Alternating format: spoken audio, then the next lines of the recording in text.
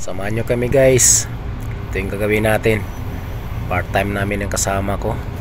So may leak dito sa may discharge line. So York Johnson Control package Orcon 35 TR or tons. So samahan nyo kami. Plus ka rin. So dito tayo guys sa Ministry of Transport Laboratory.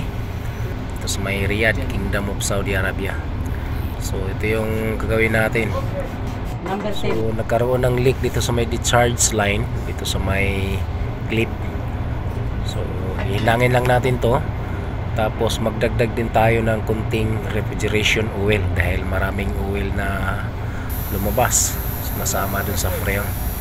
So ayan, nag-vacuum na tayo habang nagdagdag din tayo ng kunti ng refrigeration oil. So ayan, okay na. So vacuum lang natin kahit mga 30 minutes. Saka tayo makarga ng refrigerant R22. So may problema din yung isang CFM.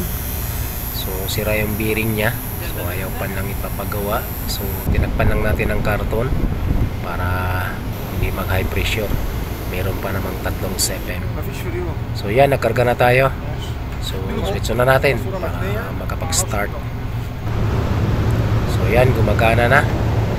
So yan yung running ampere nya. So parehas lang sa isang compressor.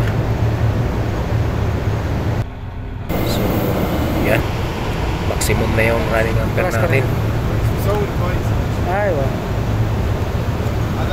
Yan yung reading ng gas pressure at saka running ampere ng compressor. So dalawang compressor lang dito guys dahil sira yung isang compressor na to. So hindi tayo nag-check niya. So yung CFM lang, so hindi pa pala papagawa, isabay daw nila sa isang compressor. So yan, okay na.